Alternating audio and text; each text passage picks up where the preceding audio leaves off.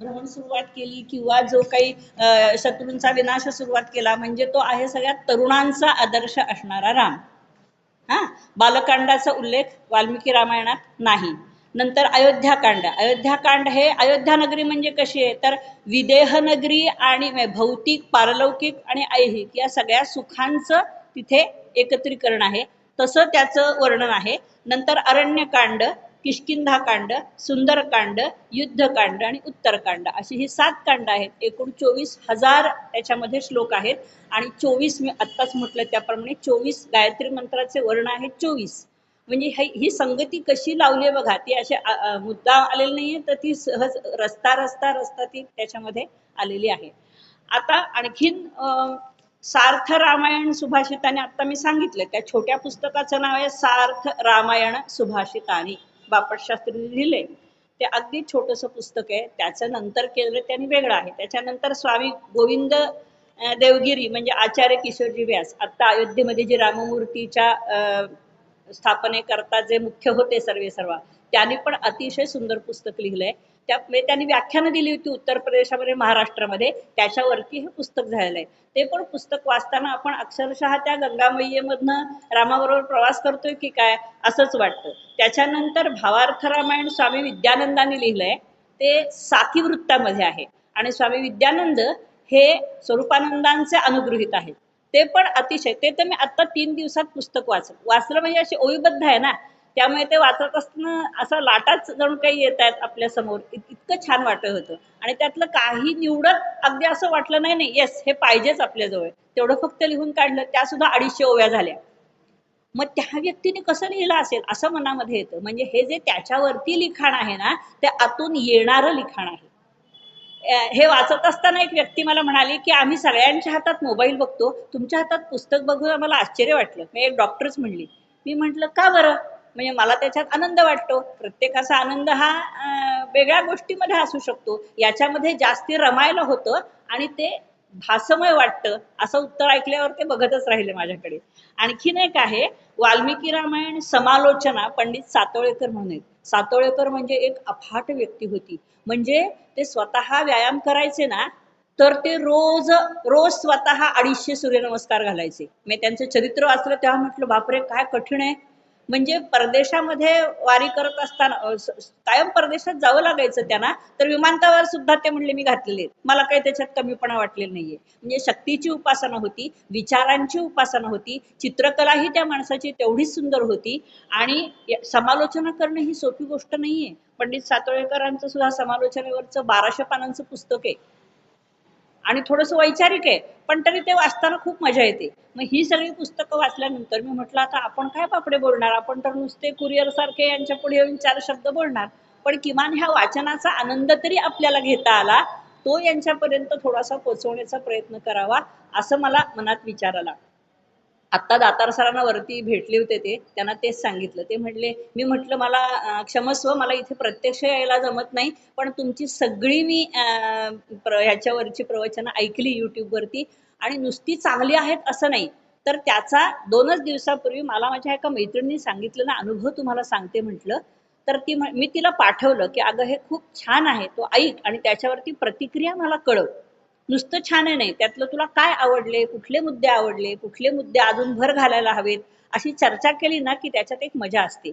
तर तिने मला 3 दिवसात सगळं ऐकून काय कळवलं असेल की वेगळंच सांगते मी. खरं म्हणजे ती विज्ञाननिष्ठ भूमिकेतली मैत्रीण आहे माझी. तर ती म्हणाली की एक सांगू का तुला, त्यांच्यापर्यंत पोहोचवशील का. म्हटलं काय. तर म्हणली मला काही कारणाने आधी व्याधी ह्या प्रत्येकाला असतात कुठल्याही वयोगटात, तर तिला काही कारणाने झोप यायची नाही म्हणून झोपेच्या गोळ्या सुरू होत्या. आणि म्हणली तू सुचवल्यानुसार मी ते ऐकत राहिले आणि मला कधीतरी 3-3:30ला झोप लागायची आणि नंतर आपोआप माझी झोपेची गोळी सुटली आणि डॉक्टर बहुलकरांच्याकडे तिची ट्रीटमेंट चालू आहे. तर तिथे गेल्यावर ते म्हणले काय हो तुम्ही फ्रेश वाटताय, तुम्हाला गोळी कमी जास्त झोप कशी आहे तुमची. तर ती म्हणली नाही दातार सरांचं मी ऐकते ना, त्यामुळे माझी झोपेची गोळी सुटली. हा आत्ता त्यांना सांगताना पण माझ्या अंगावरती काटा आला. म्हणजे सद्ग्रंथ किंवा सद्ग्रंथांचा सहवास किंवा आपण जे चांगलं ऐकतो, चांगलं पाहतो, चांगल्या विचारांच्या सहवासात असतो, त्याचा परिणाम शारीरिक पण कसा होऊ शकतो चांगला, हे मला थोडंसं म्हणजे आत्ता त्यांच्याशी बोलले म्हणून इथे मी खरं म्हणजे शेअर केलं. तर किती चांगलं असू शकतं. तसं हे पंडित सातवळेकरांचं वाचत असताना असं वाटलं की अरे हे इतके विचार उंचीचे आहेत ना, तर मग पायथ्यापर्यंतच्या मंडळींनी कसं करायचं. म्हणजे काही वेळेला ना असं पुस्तक वाचताना असं 5 मिनिटं असं त्याच्यावर विचार करायला लागायचं एखाद्या परिच्छेदावरती, की यांना नेमकं काय म्हणायचंय. कळायचं म्हणजे पण विचार करायला लागायचा. मग इतकं ह्या लोकांनी लिहिलंय म्हणजे त्या लोकांनी मंथन किती केलं असेल, त्यांनी वाचलं किती असेल, त्यांनी स्वतःचा विचार किती केला असेल. आणि समष्टी आणि व्यष्टी म्हणजे एखाद्या व्यक्तीपासून ते पार वैश्विक विचारापर्यंत हे जाताना त्यांनी कसा समग्र विचार केला असेल. आणि सातोळेकरांच्या लेखनामध्ये तर व्यक्ती ते राष्ट्र हा धागा कधीच सुटला नाहीये. ते म्हणायचे विश्वामित्र आणि राम हे खरं तर आदर्श आपल्या पुढचे आहेत. कारण विश्वामित्रांनी खऱ्या अर्थाने रामाला घडवलेलं आहे. राम हा मर्यादा पुरुषोत्तम आहे. तो मानवी जीवनामध्ये आलेला आहे. कितीही मोठा पराक्रम केला आपण एखाद्या व्यक्तीला, यांचं म्हणणं आहे हा, आपण एखाद्या व्यक्तीला दैवत बनवतो, देव बनवतो, मग त्यांना माणूस म्हणून जगण्याचा अधिकार आपण नाकारतो. हे कितपत योग्य आहे हा विचार माणसाने करायला पाहिजे. मला रामासारखं बनायचंय नाही रे, सामान्य माणसं तो रामासारखं नाही बनू शकत. आपण अनुकरण करतो, एखाद्या व्यक्तीचं अनुकरण केलं म्हणजे आपण ती व्यक्ती बनू शकतो का, तर त्यांचं म्हणणं आहे नाही आपण बनू शकत. मग त्यातले मौलिक विचार सांगत असताना मला असं विचार आला की आपण नकारात्मक का सांगायचं, नकारात्मक नाही सांगायचं. तर मग त्यातले सकारात्मक गोष्टी कुठल्या आहेत, तर गीतेच्या शेवटी एक श्लोक आहे बघा, यत्र योगेश्वर कृष्ण यत्र पार्थ धनुर्धर तत्र श्री विजयोर्भूती ध्रुवा नीतिर्मतिर्मम. हा तीनदा म्हणतात साधारणपणे गीता पठण झालं की. तर मग तिथे म्हणजे सातवळेकर म्हणतात की जिथे राम आहे ना तिथे विजय आहे, तिथे आनंद आहे, तिथे शांतता आहे, तिथे धैर्य आहे, तिथे नीती आहे. तुम्ही अशी सद्गुणांची कितीही मोठी यादी करा, हे सगळे गुण त्या ठिकाणी आहेत. जिथे राम आहे तिथे आराम पण आहे, जिथे राम आहे तिथे दुष्टता नाही, जिथे राम आहे तिथे सामान्यामधलं पण असामान्यत्व शोधलं जातं. हे सगळं मी वाचताना असे टिपून ठेवले होते टिप कागदासारखे, म्हणून मला ते शब्द आठवत आहेत. काही शब्द इंग्लिशमध्ये पण होते पण त्याचं मी मराठीकरण करून घेतलं, कारण सांगण्याच्या ओघामध्ये ते मला बरं वाटलं म्हणून ते करून घेतलं होतं. तर मग अशी इतकी दिव्य प्रतिभा असलेल्या व्यक्तींचं सारखं चिंतन चालू असतं ना, मग तसं सांगावं असं डोक्यामध्ये आलं. तर मग आणखीन एक असा विचार आला, त्याच्यामध्ये असं बघा एक म्हटलंय, यत्र रामो भयम नात्र नास्ति तत्र पराभव. म्हणजे मी आत्ता जो श्लोक म्हटला की नाही, तर दोन्हींचं साम्य आहे बघा. यत्र योगेश्वर कृष्ण यत्र पार्थो धनुर्धर तत्र श्री विजयो भूती ध्रुवा नीती मती मम. मग आता वाल्मिकी रामायणामध्ये हेच म्हटलंय की यत्र राम हा भयम न अत्र, जिथे राम आहे तिथे भीती नाही, आणि न तत्र पराभव, तिथे पराभव पण नाही. कारण त्याच्यामध्ये संघटना कौशल्य आहे. त्यांनी 14 वर्ष जे वनवासात गेला ना, तर पशु म्हणजे पशुवृत्तीची माणसं जमा करून त्यांच्यावर संस्कार करून त्यांनी खूप मोठा शत्रूचा म्हणजे शत्रू शक्तीचा म्हणजे दुष्ट शक्तींचा पराभव करण्यासाठी संघटन कौशल्य त्याच्यामध्ये होतं, असं स्पष्टीकरण सातवळेकर पंडितांनी दिलेलं आहे. आणि ते बुद्धिजीवी माणसाला पटतं. आपण म्हणतो नाही तर आपण बघा असं म्हणतो सगळं रामायण सांगितलं तरी रामाची सीता कोण हे परत आहेच, हे सामान्यपणे आपण विचार करतो. पण त्यांनी प्रत्येक गोष्टीचा विचार केलाय. आता एखाद्या व्यक्तीच्या म्हणजे आपण कुठल्या व्यक्तीच्या संपर्कात आहोत. कैकेयी ही मनानं अत्यंत निर्मळ होती. भवभूतीने तर असं म्हटलंय की वसिष्ठांची आणि तिची खलबतच झाली होती, मसलत झाली होती की रामाला पाठवायचं रावणाच्या पराभवाकरता, आणि कारण काही असतील ते त्याला पटेल, मग तू कारण काही शोधून काढ, त्याला पाठवायचं हे उद्दिष्ट आहे. पण ती मंथरेच्या म्हणजे दुष्ट व्यक्तीच्या संपर्कात आली आणि होत्याची नव्हती झाली. मग तसंच सामान्य माणसाने आपला सारासार विचार करून आपलं भलं कशात आहे, मी कोणाच्या संगतीत राहावं. संगतीने माणूस घडतो पण आणि संगतीने माणूस बिघडतो पण. आता संघ परिवारातच शिबिरामध्ये घेतलेलं एक गाणं नेहमी आम्ही समितीत जायचो तेव्हा, आम्ही बिघडलो तुम्ही बिघडाना, हे गाणं आम्ही म्हणायचो. आणि मग काही वेळेला असं वाटायचं की अरे गाणी लवकर पाठ होतात पण त्या गाण्यांचा अर्थ आपण जसं जसं वाढत जातो ना तसं कळतो. मी संगतीत कुणाच्या आहात ना, त्या संगतीमध्ये त्या संगतीचा आपल्यावर निश्चित परिणाम होतो आणि तो दीर्घकालीन होतो, आणि चांगला का वाईट हे काळच ठरवतो. कालाय तस्मै नमः हे पण रामायणातच आलेलं एक वाक्य आहे आणि ते नेहमी वापरलं पण जातं की कुठली गोष्ट आपल्या ताब्यात नसेल तर आपण म्हणतो की ते आपल्या हातात नाही, कालाय तस्मै नमः. काळाच्या ओघामध्ये काय आहे ते काळ ठरवेल, आपल्याला माहित नाही. आणखीन एक असं आहे त्याच्यामध्ये आलेलं की चतुर्णाम आश्रमाणाम ही गार्हस्थ्यम श्रेष्ठम उत्तमम. म्हणजे योग वासिष्ठ हा पण ग्रंथ एक अत्यंत गहन आहे, खरंच गहन आहे. म्हणजे जसं अर्जुनाला श्रीकृष्णाने प्रेरित केलं, प्रोत्साहित केलं, युद्ध कर सांगितलं, काम कर सांगितलं, हे सगळं नंतरच्या ज्या टीका आहेत किंवा टीका म्हणजे जे चिंतन आहे ते सामान्य माणसाला अर्जुन समजून त्यानं काय करावं. वपू कळ्यांचं आम्ही सारे अर्जुन नावाचं पुस्तक आहे, ते पण असंच बोलकं आहे. म्हणजे त्यांच्या पुस्तकावरच असे दोन्ही दिशेने बाण जाणारे आहेत, काळं निळं कव्हर आहे आणि ते सामान्य माणसाला आपण हे काय करतो आहोत की अर्जुनच आपण आहोत हे दिसतं. तसं ते म्हणतात की 4 आश्रमांमध्ये गृहस्थाश्रम हा खुंटा बळकट ठेवणारा, बाकीच्या 3 आश्रमांना साथ देणारा, नवे नवे त्यांना उन्नत करणारा, त्यांना प्रतिकार न करता त्यांना सामावून घेणारा असा आहे. हे योग वासिष्ठामध्ये वसिष्ठ मुनी रामाला सांगतायत. तो अत्यंत विरक्त झाला होता. तो म्हणला मला काहीच करायचं नाही, मला स्वतःला साधना करायची आहे.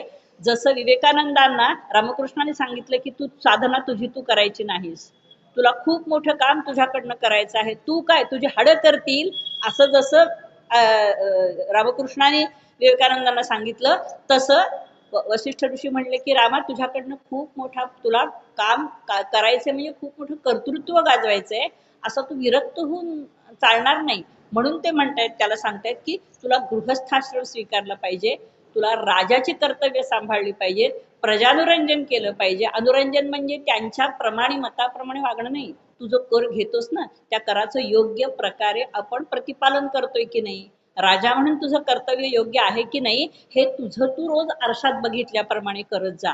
मी आज काय चुकलो, का चुकलो, लोक काय चुकली हे नाही बघायचं, मी आज राजा म्हणून कुठे चुकलो हे तू बघत जा. हेर ठेवत जा, तुझ्याबद्दल काय लोक म्हणत आहेत हे खऱ्या अर्थाने समजून घेत जा. हे बारकाईने सगळ्या गोष्टी त्यांनी सांगितल्यात आणि तत्वज्ञानाचा भाग तर 45 पानं आहे. तो म्हणजे आपल्याला थक्क करणाराच असतो. म्हणजे इहलोक सोडल्यानंतर आपल्या सूक्ष्मदेहाचं काय होतं हे बघितल्यानंतर तर चक्रावतच डोकं. पण तरी सुद्धा हा विचार सुद्धा किती सुंदर केलाय किंवा कशा प्रकारे केलाय हा पण विचार मनामध्ये येतो की अरे हा पण विचार रामाला समजावून सांगितलेला आहे. मग ती आता आणखीन एक न कंचन पश्यामो राघव राघवस्या गुणंबयम. म्हणजे सिद्धार्थ नावाचा प्रधान असतो दशरथाचा, तर तो त्याला सांगतोय की न कंचन पश्यामहा, आम्हाला कुठलाच दोष दिसत नाहीये कुणाच्या, राघवस्य अवगुणम वयम, त्याच्यामध्ये आम्हाला कुठला दोष दिसतच नाहीये. दशरथ म्हणतो तो माझा मुलगा आहे म्हणून दिसत नाहीये का, नाही नाही आम्हाला खरंच कुठला दोष दिसत नाहीये. आणि मग तो असं म्हणतो की राम आणि श्रीकृष्ण यांच्यामध्ये श्रेष्ठ कोण, असं जर म्हणायचं असेल तर ते म्हणले की दोघांच्या पारड्यामध्ये दोन्ही घातलं ना तर दोघांनाही शक्तीशिवाय प्राधान्य नाही, कारण सीतेशिवाय राम पूर्ण नाही आणि राधेशिवाय श्रीकृष्ण पूर्ण नाही. हे दशरथाला हाच प्रधान सांगतोय. म्हणजे त्या असणाऱ्या प्रधानाची सुद्धा वैचारिक ताकद केवढी आहे बघा. शक्तीशिवाय शिव म्हणजे शव, हे पण तो तिथे बोललेला आहे. म्हणजे आपल्याला जे की म्हणजे रामायणात असं आहे ना की व्यासोच्छिष्टम जगत सर्वम असं एक म्हटलेलं आहे की जे महाभारतात नाही, जे त्याच्यात नाही ते जगात कुठेच नाही. मग रामायणामध्ये सुद्धा केवढा विचार केलाय, प्रचंड विचार केला. आणि ती मौलिक रत्न किंवा रामायणातले मौलिक विचार म्हणजे मला हेच खरं सांगायचं होतं की नुसतं रामायण, त्यातली चित्र चरित्र त्यांचं वागणं, कारण कसं आहे ना ते महाकाव्यच आहे हो. आणि महाकाव्याला सगळे म्हणजे महाकाव्याचे काही निकष ठरलेले असतात, त्याच्यामध्ये 9च्या 9 रस यावे लागतात. मग त्यातला प्रभावी रस कुठला आहे तर वाल्मिकींनी करुणरस हाच त्याच्यामध्ये श्रेष्ठ मानलेला आहे. करुणरस हा शांतरसावरती सुद्धा मात करून जातो, शृंगार रसावर पण रामायणामध्ये मात करून जातो. हे आपल्याला सखोलतेने जर रामायण बघितलं तर नक्की बघायला मिळतं. आणि मग तसं महाभारतात आहे का तर महाभारतामध्ये सुद्धा सगळे रस आहेत, पण रामायणाचा रस कुठला आहे तर तो करुण रस प्रधान आहे. एकदा असंच वनवासामधनं धर्मराज चाललेले असतात आणि मी किती अभागी आहे, माझ्यासारखा मीच अभागी आहे, कोण असा वनामध्ये कधी फिरला असेल का? तर त्याला आकाशवाणी येते की अरे हो, असा रामही फिरला होता, पण हा तू तुझ्या कर्माने फिरतोयस, म्हणजे तू द्यूत खेळलास आणि हरलास, न्यायाने का अन्यायाने हा भाग वेगळा, पण तू तुझ्या कर्माने वनात फिरतोयस आणि राम हा वडिलांच्या आज्ञेने वनामध्ये फिरतोय, पण तो असा अभागी म्हणून फिरत नव्हता. आणि त्याच्यासोबत सीता आणि लक्ष्मण हे आपणहून सहभागी झाले होते आणि इथे तुम्हाला यावं लागलं. एखादी गोष्ट आपल्याला करावी लागली की आपण करतो, पण आपण मनात आपणहून केली की त्याच्यामध्ये आनंद असतो आणि करावी लागते याच्यामध्ये कर्तव्याचा भाग असतो, पण ते झालं काम, आता माझा त्याच्याशी काही संबंध नाही, असं सामान्य माणसाला सुद्धा साधारणपणे वाटतं. की जे विनोबा म्हणायचे की शिस्त आणि अनुशासन म्हणजे स्वयंशिस्त, हे मला करायला आवडतंय, हे मी आपणहून करतोय आणि हे मला करावं लागतंय. आता साधी गोष्ट आहे, चपला ओळीने काढलेल्या असतात, त्या 4 ओळीने चपला काढल्याहून 5वा येतो तो कशा तरी टाकत नाही. ती स्वयंशिस्त त्याच्याही कुठेतरी रुजते मनामध्ये. देवापुढे रोज दिवा लावला गेला आणि शुभम करोती म्हटलं तर ते त्या समोरच्या छोट्या बाळाने म्हटलं नाही तर निदान कानावर तरी पडतं, कानावर तरी ऐकलं जातं. एक श्लोकी रामायण आणि एक श्लोकी भागवत ही किती 4च ओळींच्या गोष्टी आहेत किंवा 4च ओळींचा श्लोक आहे, पण त्याच्यामध्ये सगळ्या घटना आहेत. मग त्या आपणहून का बरं म्हटल्या जाऊ नयेत घरोघरी? तुम्ही मुद्दाम नका ना समोर कोणाला बसवून म्हणून, पण आपण म्हणत राहिलं तर आपोआप श्रवणात पडतं आणि आपोआप पडलेल्या कानावर पडलेल्या गोष्टींचं जसं जसं आपण मोठं होऊ तसं तसं त्याच्यावर सहजपणे विचार केला जातो. ही माणसाची मानसिक प्रक्रिया आहे. त्याच्यामध्ये हे पण त्याच्यामध्ये सांगितलेलं आहे. आणखीन एक मी खुणा करून ठेवलेत, मी काढलेत, त्यातली 100 काढलेत, पण त्यातल्या थोड्या सांगून आपण पुढे जाणार आहोत, कारण बरंच बघायचं आहे आपल्याला. आता आणखीन एके ठिकाणी ते असं सांगतायत बरं का रामाला वसिष्ठ की धारणा धर्म इति आहुः. धर्म म्हणजे काय याची अनेक वेळा अनेकांनी चर्चा केली आहे. धर्म म्हणजे काय तर धारणा, विचार. धर्म म्हणजे धारणा आणि विचार. मग मी कर्तव्य म्हणजे त्याला पण धर्म म्हणतात, पण आपण करतो ना कर्तव्य, काय करतो, इतरांची कर्तव्य काय आहेत याचा आपण विचार करतो. माझं स्वतःचं कर्तव्य काय आहे याचं खूप कमी लोक विचार करतात. मग वसिष्ठ रामाला तेच सांगतायत की तुझं स्वतःचं कर्तव्य काय आहे, तू मुलगा म्हणून काय वागायला पाहिजेस, तू वडील म्हणून कसं वागायला पाहिजेस, तू राजा म्हणून कसं वागायला पाहिजेस, प्रधानांशी कसं वागायला पाहिजेस, एक देशाचा नेता म्हणून कसं वागायला पाहिजेस. नेता म्हणजे तो नेतो, जो सगळं वाहतो, निनय धातू आहे. नेता म्हणजे जो नुसता नेता आपण आता शब्द वापरतो तो अर्थपूर्ण नाहीये. नेता म्हणजे जो वाहून नेतो, भऱ्या बुल्यांना समोर घेऊन जवळ घेऊन राष्ट्राचा प्रथम विचार करतो, तो नेता असतो.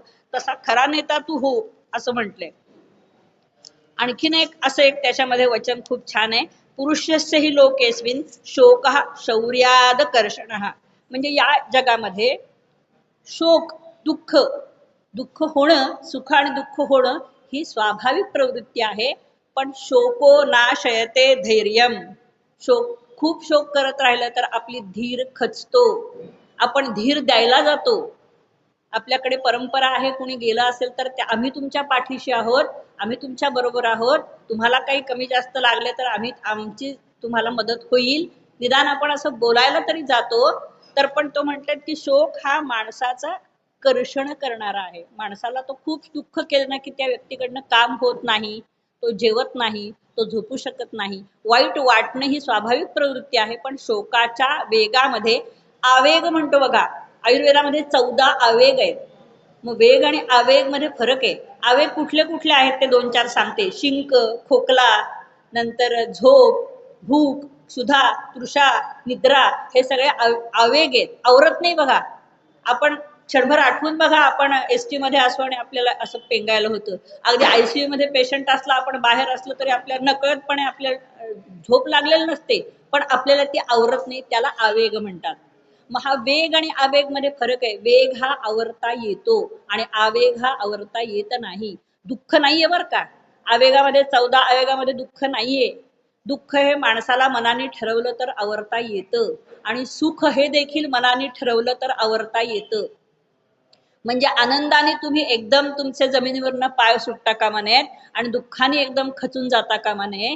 हे जे आहे ते रामाला सांगतायत की तसं तुझ्या ठिकाणी. मग त्यालाच तर गीतेमध्ये स्थितप्रज्ञ म्हटलंय. स्थितप्रज्ञस्य का भाषा समाधिस्थस्य केशव स्थितिदिही किम प्रभाषेत किमासीत व्रजेत किम म्हणतायत. तर ते याची उत्तरं इथे सुद्धा आहेत बघा. म्हणजे रामायणात पण ते उत्तर मिळत आहेत. आता आणखीन एक आहे की प्रतिशायाम ही नष्टायाम धर्मो ही विलयम रजित. म्हणजे माणसाने एखादी गोष्ट ठरवली, चांगली का वाईट हे त्याच्या मनावरती अवलंबून आहे. हा, 1 जानेवारी असेल किंवा चांगला दिवस असेल, आपला जन्मदिवस असेल किंवा कुठलाही दिवस असेल, माणूस ठरवतो आज मी हे करणार आहे. आज जमलं नाही तर उद्या करीन, पण उद्या कधीच उगवत नाही. मग तो ते असं म्हणतायत रामाला की प्रतिज्ञा नष्ट झाली. प्रतिज्ञा शब्दाचा अर्थ नेमका काय? प्रकर्षेण जानाती. म्हणजे अगदी मनापासून ठरवलं ना तर ती गोष्ट आपल्याकडनं होतेच होते. मग ती प्रतिज्ञा नष्ट झाली की धर्म लयाला जातो. ठरवलेली गोष्ट माणसाने केली नाही तर तो कर्तव्य विसरतो आणि धर्म लयाला जातो, असं ते रामाला सांगतात. म्हणजे किती छोट्या छोट्या गोष्टी आहेत आणि त्यातनं आपण केवढे शिकण्यासारखं आहे बघा. आणखीन आत्ता मगाशीच मी म्हटली की कालोही दुरतिक्रम. आपण काही गोष्टीच माणसाच्या हातामध्ये नाही आहेत तरी पण तो खूप वेगवान पद्धतीने जीवन जगत असतो. तसं काळावरती आपण मात करू शकत नाही, हे रामाला सांगतायत ते. आणि ह्या सगळ्या गोष्टी सांगितल्याने, आणि कसं आहे ना की नुसते बसून सांगत नाहीये ते, केल्याने देशाटन पंडित मैत्री सभेत संचार. ते वनात फिरतायत, वेगवेगळी ठिकाणं दाखवतायत, वेगवेगळी गावं दाखवतायत, वेगवेगळ्या वस्त्या दाखवतायत आणि माणसांच्या प्रवृत्ती दाखवतायत, वेगवेगळ्या प्रकारची माणसं दाखवतायत, त्यांचे खाण्याचे प्रकार दाखवतायत, भौगोलिक प्रदेश दाखवतायत. आणि या सगळ्यांनी तो घडत जातोय, बिघडत नाहीये, या सगळ्यांनी तो घडत जातोय. मग अशा प्रकारे आणखीन एक अतिशय सुंदर असं आहे की ते आपल्याला कुठल्याही वयोगटाला लागू असणार आहे. अनिर्वेद श्रिय मूलम. म्हणजे संपत्ती किंवा संपत्ती म्हणजे ऐहिक पण आहे. आणि आपण बघा ना, एखादी व्यक्ती आपल्याला दिसली ना की असं वाटतं की अरे किती छान वाटतंय. म्हणजे ती देखणी आहे, दिसायला सुंदर आहे असं नाही, की ती भेटल्यानंतर आपल्याला ओळखीची नसली तरी छान वाटतं. हा, मग अनिर्वेद श्रिय मूलम, अनिर्वेद परम सुखम. अनिर्वेद म्हणजे काय तर उत्साह. उत्साह हे तुमच्या संपत्तीचं, सगळ्यात अधिभौतिक, आध्यात्मिक, पारलौकिक सगळ्या संपत्तीचं मूळ कारण उत्साह हे आहे. काही वयस्कर माणसं अत्यंत मनाने उत्साही असतात, अत्यंत उत्साही असतात. मी अनुभवलंय, 24 वर्ष अनुभवलेलं आहे मी. त्या व्यक्तीवरती मी पुढच्या महिन्यात बोलणार पण आहे. म्हणजे जायच्या आधी 8 दिवस सुद्धा हातातली लेखणी थांबली नाही का तेज तरार बुद्धी कमी झाली नाही. म्हणजे हे उत्साहाचंच निदर्शक नाही का? आणि मग त्याच्याकडे बघून आपल्याला असं वाटायचं, म्हटलं अरे काय हे इतकं लिखाण आणि इतकं वाचन आणि इतकं चिंतन. मी म्हटलं धन्य. धन्य काय, जिवंत आहात तोपर्यंत जिवंत झऱ्यासारखं नको का राहायला. हे शब्द ऐकून मीच छाट पडली. मी म्हटलं अहो पण आता वय तुमच्यापेक्षा मी लहान असली तरी मी आता 65च्या पुढे आहे. 65 ना, मग 56 सारख्या तरी वागा म्हणाल्या. म्हणजे आहे का नाही. म्हणजे म्हणून काय की उत्साह.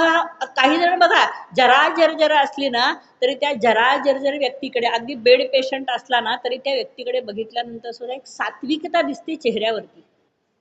अशी माणसं पण बघितलेली आहेत. आता नुकतंच मी एक हॉस्पिटलमध्ये 8-10 दिवस चक्कर काही कारणाने घालत होते ना, तर असं त्रयस्थ वृत्तीने बघताना असं वाटायचं की इथे आपल्याला, इथे जरीही सगळेजण आजूबाजूला असली ना तरी इथे उभं राहिल्यावर जरा बरं वाटतंय. आणि मग मी बाहेरून विचारलं की ही व्यक्ती काय करत होती. अहो हे PhD आहेत. म्हणजे बघा की ज्ञानाचं ह्याचं तेज कुठेतरी, मला ओळख नव्हती पण मी म्हटलं हे काय करत होते. म्हणजे कुठेतरी तुमच्या जगण्या वागण्यावरती तुमच्या संस्कारांचे, तुमच्या विचारांचे पडसाद निश्चित पडतात. आणखीन ह्याच्यामध्ये बरं का दिनांतमध्ये असाही एक प्रयोग चालू आहे की जे अगदी शेवटच्या ह्याच्यात आहेत ना पेशंट, त्यांच्यासाठी काही स्तोत्र, काही मंत्र, काही हे शांत स्वरात म्हटले जातात की त्या व्यक्तीला ते जगणं जे आहे आत्ताचं ते स्थिर करून शांतपणे मृत्यू यावा. म्हणजे हे सुद्धा किती कौतुकास्पद आहे बघा. त्याच्यावरती अभ्यासपूर्ण लोकांचं काम चालू आहे. आणि योग वासिष्ठामध्ये रामाला ते सांगतायत की जन्म आणि मृत्यू ह्या घटना आपल्या ताब्यात नसल्या तरी हे रामा प्रत्येकाला अनायासेन मरणम विना दैन्येन जीवनम. अनायास अवघड आहे गोष्ट. अनायासेन मरणम, कुठलाही त्रास न होता मरण येणं ही अत्यंत भाग्याची गोष्ट आहे आणि ती ज्याला मिळाली तो भाग्यवान. भाग्यामध्ये पण 7 गोष्टी आहेत, त्याच्यात आता आपण बघणार नाही आहोत, पण ही पण भाग्याची गोष्ट आहे. हे ऐकून मला पण खूप मजा वाटली. म्हणजे अरे हे पण, आणि ते मिळवण्यासाठी काय करावं लागतं तर सत्संग. पुढे सांगतायत सत्संग. मग सत्संग म्हणजे काय, व्यक्तीचा सत्संग पाहिजे का, तर इथे तर अव्याहत ज्ञानयज्ञ चालूच आहे की, अव्याहत ज्ञानयज्ञ चालू आहे. मग सद्ग्रंथ, हे सद्ग्रंथांचा सत्संग होतो, सत विचारांचा सत्संग होतो, सत्कर्माचा सत्संग होतो, चांगलं जे जे असेल ते ते बघण्याचा सत्संग होतो, चांगलं करण्याचा सत्संग होतो. एखादी बघा गृहिणी शांत आणि आनंदी असते, ती सगळ्यांना करून रांधून वाढत असते, तिला बघण्यात सुद्धा आपल्याला आनंद असतो, मग तिला किती आनंद वाटत असेल. पण हेही ते सांगतायत योग वासिष्ठ मध्ये रामाला, की मी केलेल्या कुठल्याही गोष्टीचा अहम वाटून देऊ नकोस. तो वाटला की माणसाची दैना व्हायला वेळ लागत नाही.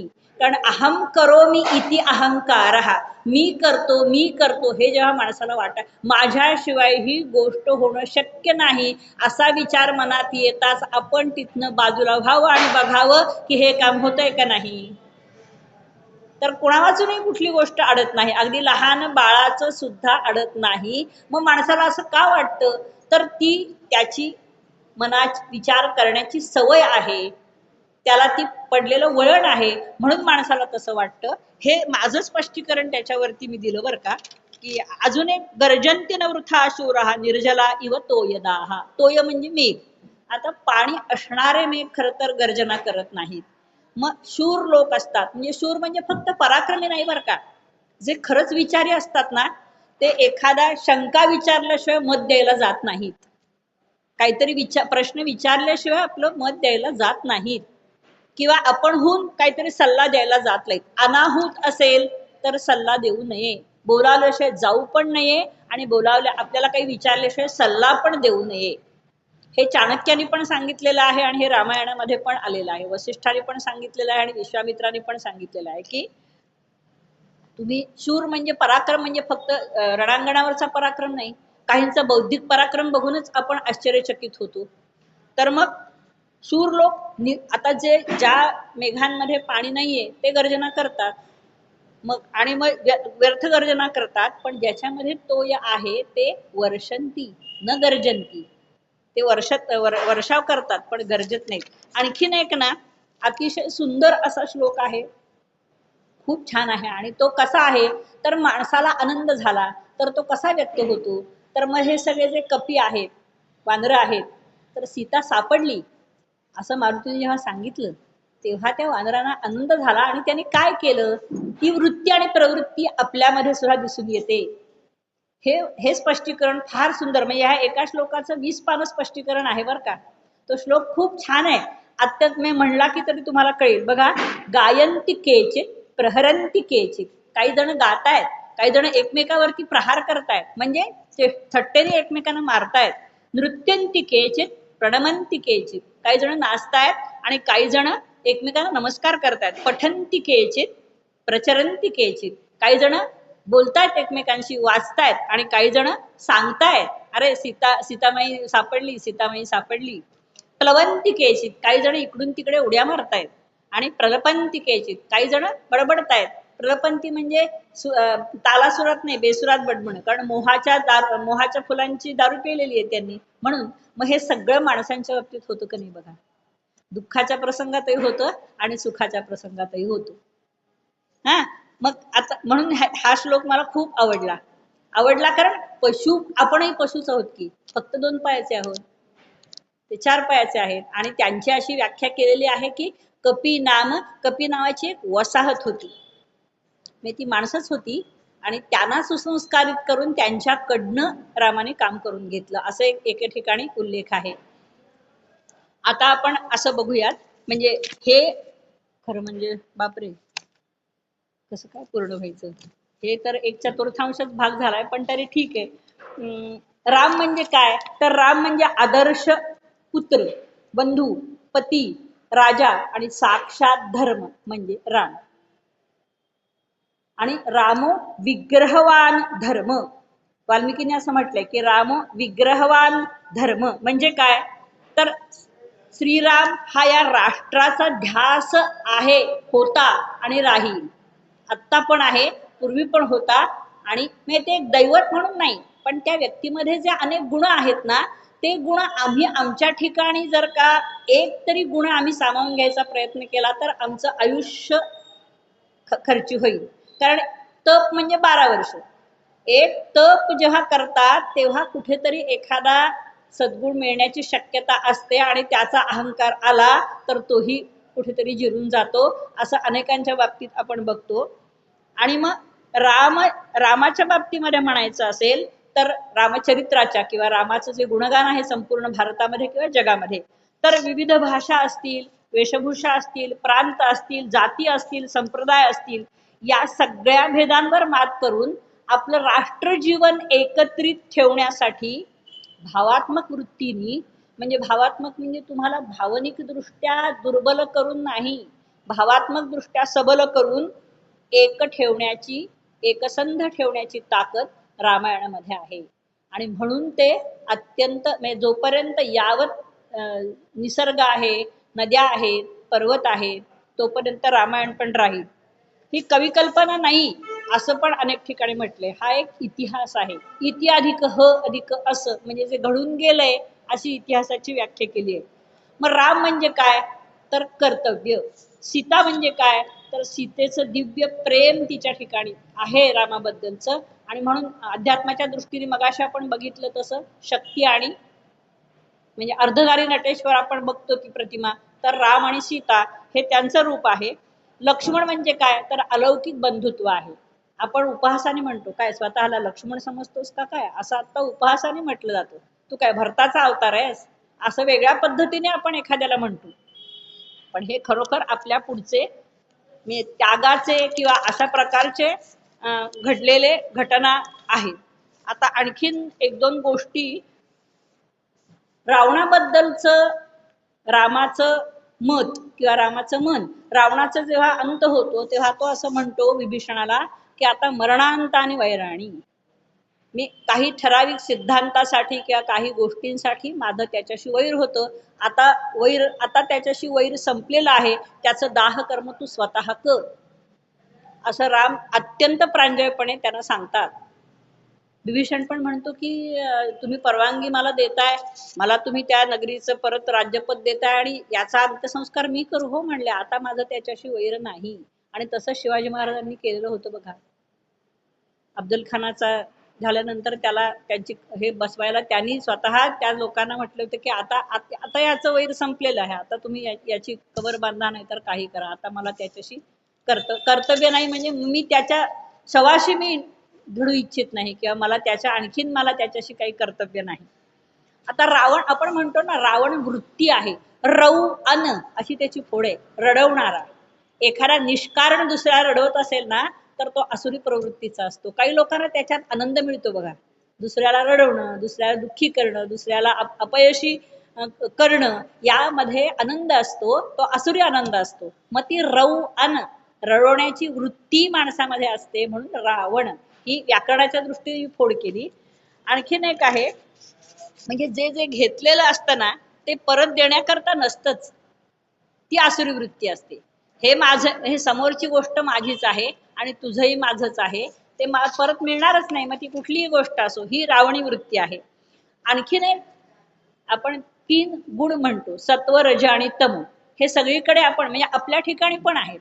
जसं कफ, पित्त आणि वात आयुर्वेद सांगतं, तसं सत्व, रज आणि तम हे पण आपल्या ठिकाणी आहेत. मग ही प्रकृती जी आहे, सृष्टी जी आहे, ती सगळी त्रिगुणांनी बनलेली आहे, असं पण एके ठिकाणी म्हणजे रामायणातल्या मला वाटतं अयोध्या कांडामध्येच वर्णन करत असताना त्याने असं म्हटलंय की या प्रवृत्तीचे लोक नेहमी पृथ्वीवरती असणारच आहेत. निसर्गाला असंतुलन मान्य नाहीये, ते संतुलितच राहायला पाहिजे. त्यामुळे ते यदा यदा ही धर्मस्य ग्लानिर्भवती भारत अभ्युत्थानम अधर्मस्य तदात्मानं सृजाम्यम, हा गीतेतला श्लोक आहे. तो बरोबर योग वासिष्ठामध्ये पण तोच विचार वेगळ्या पद्धतीने मांडला आहे. मग लोकांचा चांगुलपणावरचा विश्वास काही जीवनमूल्य आपण ठरवलेली असतात त्याच्यावरचा विश्वास ढळला हा सगळ्यात मोठा धोका आहे. आणि तो ढळला तर राष्ट्र पण धोक्यात येतं. आणि ते ढळू न देण्यासाठी रामायण, महाभारत, सद्ग्रंथ, सत्प्रवृत्तीचे लोक, संत सहवास, संत साहित्य, सद्विचार, चांगल्या गोष्टी आणि चांगल्या व्यक्ती या काम करत राहतात. मग त्या मुठभर असतील तरी चालतात. कारण चांगल्या गोष्टीसाठी मुठभर लोकांनी केलेली जी मदत असते किंवा जे सहकार्य असतं किंवा जे विचार असतात, जे कृती असते, जो आचार असतो तो अत्यंत प्रभावी असतो. तो झिरपत जातो. त्या व्यक्तीपुरता झिरपला तरी तो अतिशय परिणामी आणि प्रभावी असतो. शेवटी जग कशाची पूजा करतं? आपल्या शास्त्रामध्ये पृथ्वीला गोमाता म्हटलंय. हे परत वसिष्ठ त्याला सांगतात. हे एक जीवनमूल्य आहे आणि त्यातली मूल्यच आपण बघतो आहोत. म्हणून असं म्हटलंय की आरोग्यम भास्करात इच्छेत. सूर्यनमस्कार म्हणून तर घालण्याची पद्धत पूर्वीपासून होती. आता जिमला जातो आपण, परंतु सूर्यनमस्कार ही घरात घालण्याची गोष्ट आहे. मी म्हणलं ना, पंडित सातवळेकर पण घालायचे रोज सूर्यनमस्कार. आपले रामदास स्वामी रोज 1200 सूर्यनमस्कार घालायचे. म्हणजे गडावर गेल्यानंतर मुलांना शिबिराला गडावर मी घेऊन जायची ना, त्यावेळेला मुलांना सांगायची, तिथल्या लोकांना विचारायचे, हो का आमच्या ताई सांगतायत ते बरोबर आहे का, घालायचे का? तर मुलं म्हणायचे चाल, तिथले म्हणायचे रामदासी चला आम्ही घालतोय तुम्ही पण घाला. मग त्यांची व्हायची ना पंचायत. 12 सूर्यनमस्कारातच 8वी 9वीतली मुलं एकदम म्हणायची आता नको, बास 1200 नको, आम्ही 12च घालतो. पण म्हणजे व्यायामाची सवय ही देखील लहानपणापासून लागणं हे अत्यंत महत्वाचं आहे. एकदा सवय लागली की ती त्याचं सवयीचं रूपांतर आपल्या शिस्तीमध्ये, स्वयंशिस्तीमध्ये व्हायला वेळ लागत नाही. हे पण आपल्याला रामायण दाखवून देतो. आणि पृथ्वी यास आता मी म्हटलं की कर्तृत्ववान आणि निष्ठावान अशी जी व्यक्ती असते ना, ती आपल्याला त्याच्याबद्दल आपल्याला आदर असतो. आणि मग त्या व्यक्तीबद्दल कुणी आपल्याला काही सांगितलं तरी नाही, आमचा विश्वास ढळणार नाही, कारण ती व्यक्ती अशी वागणार नाही. असं रामाच्या बाबतीमध्ये पण अनेक वेळा म्हटलं गेलं होतं. आणि म्हटलं गेलं होतं म्हणजे त्याच्याबद्दलचा जो प्रवाह आहे विचारांचा, तो अशाच पद्धतीने आपल्यापर्यंत आल्यामुळे आपल्याला त्याच्याबद्दल कधीही मनामध्ये वाईट विचार येत नाहीत. आता शिक्षण कसं असावं हा पण एक विचार रामायणामध्ये येऊन गेलेला आहे. तर विद्यार्थ्यांचं जीवन कसं असावं, तर विश्वामित्र म्हणतायत की ज्याला सुख हवं आहे, ज्याला सुख हवं आहे त्याला विद्या मिळणार नाही. आणि ज्याला विद्या हवी आहे, म्हणजे ज्याला ज्ञान हवं आहे, त्याला सुख मिळणार नाही. मला जर रोज 8 वाजेपर्यंत झोपायचं असेल तर मी ज्ञानसंपन्न आणि शक्तिशाली आणि बलशाली कसं व्हावं? कारण लवकर उठून मी व्यायाम करेन, नंतर मी माझं पठण आणि वाचन करेन, हे कसं जमेल? म्हणून ते रामाला सांगतायत की तुला यदि सुखम इच्छसी तर ही ज्ञानम न इच्छसी, आणि यदि ज्ञानम इच्छसी तर ही सुखम वर्जये. तुला सुखासीन जगणं हवं आहे का विद्या संपन्न जगून मग अलौकिक जीवन जगायचं आहे, याचा विचार कर. मग तो सार्वकालिक आहे की नाही बघा, हा सार्वकालिकच आहे. त्यामुळे आणखीन असं एका ठिकाणी त्याने असं म्हटलंय की शांत, आपण म्हणतो शांत राहा. शांत राहणं म्हणजे प्रतिकार न करणं असं होत नाही. मग शांती ही एक कला आहे, शांत राहणं ही कला आहे. ती अनेकांना जमत नाही, घरात पण नाही आणि बाहेर पण नाही. शांत राहणं ही कला आहे. ते म्हणतात शांती ही मोक्षाची बहीण आहे. मोक्ष म्हणजे मुक्ती, म्हणजे सुटका. शांती ही मोक्षाची बहीण आहे. शांत राहणं म्हणजे अलिप्त राहणं असा पण अर्थ होत नाही. शांत राहणं म्हणजे काहीही मत व्यक्त न करणं असाही अर्थ होत नाही. शांत राहणं म्हणजे विचार करणं असा अर्थ त्याच्यात त्यांनी घेतलाय. मग त्याच्यासाठी वसिष्ठ मुनी रामाना 4 उपाय सांगतायत. एक म्हणजे तो आपल्यालाही सगळ्यांना लागू आहे कुठल्याही वयामध्ये. एक म्हणजे पहिला सांगतात ते सत्संग. चांगली संगत ही माणसावरती खूप चांगला परिणाम करून जाते. दुसरी गोष्ट म्हणजे वासना त्याग. वासना आणि इच्छा याच्यामध्ये फरक आहे. आता मला खाण्याची इच्छा झाली, पण मला आता हे मिळणार नाहीये हे माहितीये, आणि इच्छेचं वासनेत रूपांतर कधी होतं, कसंही कुठल्याही पद्धतीने मला हे हवंच आहे, त्याला म्हणायचं वासना. आणि अध्यात्मशास्त्र विवरणम म्हणजे अध्यात्मशास्त्राचं स्पष्टीकरण कोणाकडनं तरी जाणकार व्यक्तीकडनं समजून घेणं आणि ते विचार आपण ऐकणं आणि त्याप्रमाणे जगण्याचा प्रवास सुरू करणं. आणि तिसरं म्हणजे प्राणस्पंद म्हणजे काय शब्द वापरलाय त्याने? आपण श्वासोश्वास नेहमीच करत असतो, पण जे आपण म्हणतो की नाही की आम्ही दीर्घ श्वसन करतो, आम्ही बाकीचे व्यायाम करतो श्वसनाचे, तर त्या श्वसनावरती विचार करत असताना तो विचार स्थिर होतो का मनात? जितक्या सहजतेने आपण श्वास घेतो तितक्या सहजतेने तो विचार आपल्या मनामध्ये रुजतो का? चांगला विचार तितक्या सहजतेने मनात रुजतो का? याला ते प्राणस्पंद असं म्हणतात. आणखीन एक असं ते म्हणतायत की शम म्हणजे शांतता, नंतर संतोष, अवघड गोष्टी आहे खरं म्हणजे ही, नंतर साधुसंगम, हे जीवनातलं रसायन माणसाने बनवायला पाहिजे. पण ते मला समजलं नाही म्हणण्यापेक्षा मला त्याची उदाहरणं डोळ्यापुढे आली नाहीत. म्हणून विनोबांचं एक आलं, पण तरी विनोबांबद्दल मी पूर्वी इथे बोलले होते, मग तोच भाग परत येईल म्हणून मी त्याच्याबद्दल नाही म्हणजे विचार केला. रामाने अनेक गोष्टींचा त्याग केला, अनेक गोष्टींचा रामाने त्याग केला, पण एका गोष्टीचा रामाने त्याग केला नाही, ते म्हणजे कोदंड, त्याच्या हातातलं धनुष्य. कारण तो क्षत्रिय होता. त्राणात त्रायते इति क्षत्रिय, दुसऱ्यांना दुःखापासून जो वाचवतो, दुसऱ्यांचे प्राण जो वाचवतो तो क्षत्रिय, आणि त्याच्यासाठी शक्तीची उपासना, आणि म्हणून ते त्यांनी कोदंड त्यांनी कधीही आयुष्यात सोडलं नाही.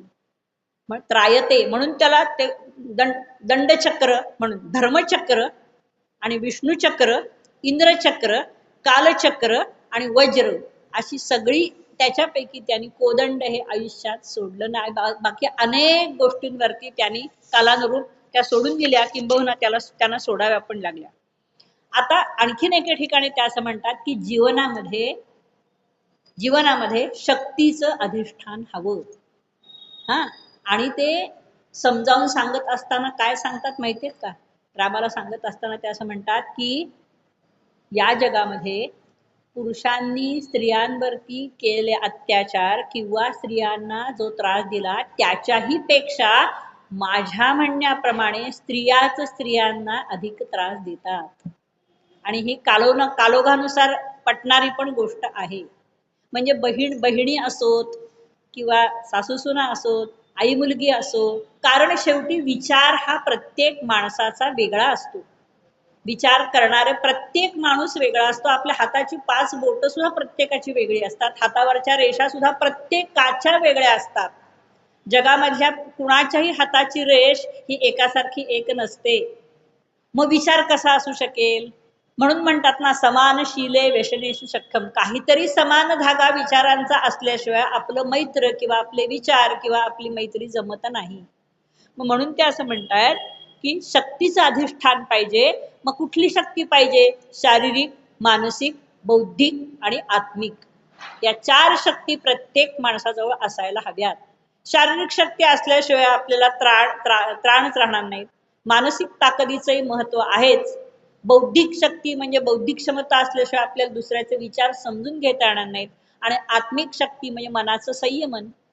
मनावरचं संयमन आपल्यालाच करावं लागतं. आपल्या गाडीचा वेग आपल्यालाच नियंत्रणात आणावा लागतो, तसा आपल्या मनाचा वेग पण आपल्यालाच नियंत्रणात आणावा लागतो.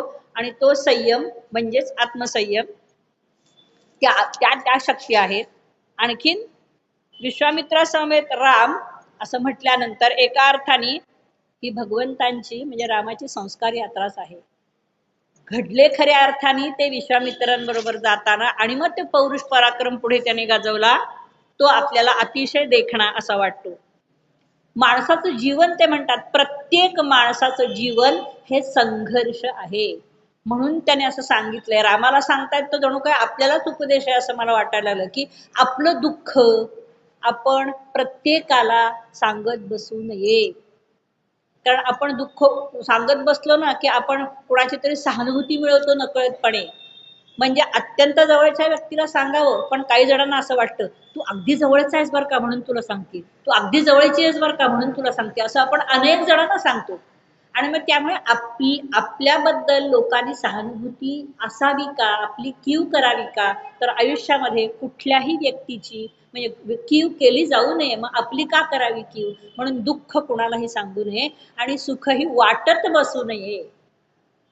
आनंदाची बातमी सांगावी, पण तेच तेच तेच सांगितलं की अरे किती वेळा सांगतोस, गाडी घेतलीस ना, पेढे वाटलेस ना, आम्हाला फिरवून आणलंस ना, मग किती वेळा सांगशील. म्हणून सुखही अनेक वेळा सांगू नये, उगाळू नये असा शब्द वापरलाय त्यांनी.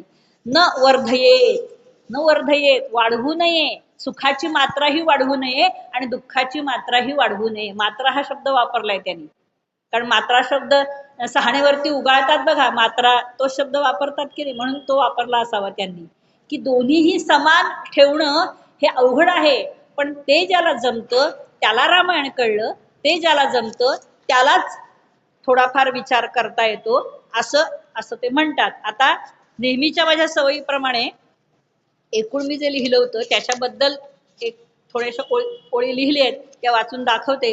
कारण माझं अर्ध सुद्धा नाही सांगून झालेलं, कारण माझे लिहिलेत मी माझ्याकडे जवळजवळ 150 पान. त्याच्यामधलं आता सांगताना वेळेची मर्यादा पण आपल्याला पाळावी लागते, त्यामुळे एवढं फक्त म्हणून दाखवते आणि मग थांबते मी. रामचरित हे दिव्य अनुभूती ज्ञानाच्या घाटावर ऐका. रामचरित हे दिव्य अनुभूती ज्ञानाच्या घाटावर ऐका. साक्षात ब्रह्म दिसे पुढती कर्माच्या घाटावर ऐका. दिव्य गुणांची मूर्ती उभी भक्तीच्या घाटावर ऐका. काकभृशुंडी उभे पुढे. काकभृशुंडी नावाचे ऋषी होते ना, त्यांनी कावळ्याचं रूप घेऊन राम असताना त्याच्या पुढे जाऊन तो सारखा रामाचं दर्शन मला हवंय, बालरामाचं दर्शन मला हवंय, बालरामाचं दर्शन मला हवंय, म्हणून मी ते काकभृशुंडीचं घातलं. शबरी लक्ष्मण भरत शत्रुघ्न हनुमंताची मूर्ती उभी. मर्यादा पुरुषोत्तम रामा कर्तव्याला नसे मिती. परिवारावर प्रेम तुझे परी जनता सारी श्रेष्ठ मनी. 20 सहस्र 4,000ची संख्या रामायणी असे.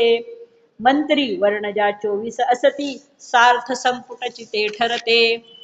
करुणारसहा गाभा येथे शृंगारही तो फिका पडे. करुणारसहा गाभा येथे शृंगारही तो फिका पडे. सत्वर जतमा त्रिगुणांनिया नटली नटली पात्रे या कागी. वृत्ती राक्षसी स्वार्थी दुष्टता अहम हितो नितवास करी. माझ्या विणना कार्य चालते घमेंड वृत्ती चित्ती जरी.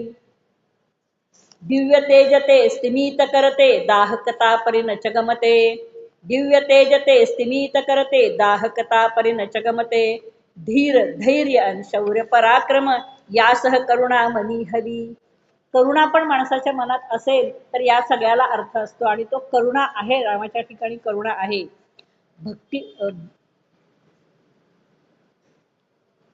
भक्ती करीत जा सद्गुणांची अनुभोगाचा त्याग हवा. मी माझे नको सर्वदा तरीच राम प्रभू तुझ गमला.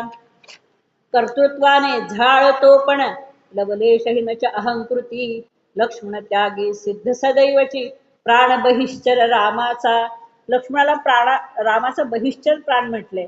लक्ष्मणाला जेव्हा रामाने आज्ञा केली की शरयूमध्ये तू प्राण समर्पित कर, त्याने आज्ञा केल्यावर का म्हणून सुद्धा विचारलं नाही लक्ष्मणाने. पण लक्ष्मण गेल्यानंतर राम म्हणले आता मी त्याच्याशिवाय राहू शकत नाही, मी पण वसिष्ठाला वंदन करून मी पण निघालो, म्हणून त्याला बहिश्चर प्राण म्हटलंय. स्वयंशिस्त ही असेल तुझला अनुशासन ते सार्थ ठरे. गुरुकुल गुरुसन्निध शिकावे ही सरित प्राचीन खरी. स्वतंत्र वृत्ती विचार करीसी संयमित आचार हवा. इतरांचा जो विचार करीतो जीवन सार्थच हो त्याचे. वित्त असावे कष्टार्जित ते राष्ट्र धन संपन्न हवे. तसेच बोला शुभवाणीने कार्य ही सद्वृत्तीत हवे. श्रवणी ऐकता रामा तुझसी तुष्टी चित्ता ती मिळते. कर्मा कर्मी मुक्ती देई आनंदी जीव ही होत असे. रामाचे दासचे भक्त श्रोता वक्ता तसेच गा. ऐकता प्रभु रामासी मार्ग तो सुकर होतसे. गुणांची धरिता कास व्यक्ती संपन्न होतसे. व्यक्ती कुटुंब निराष्ट्र नीती संपन्न हो उदे. जय जय रघुवीर समर्थ.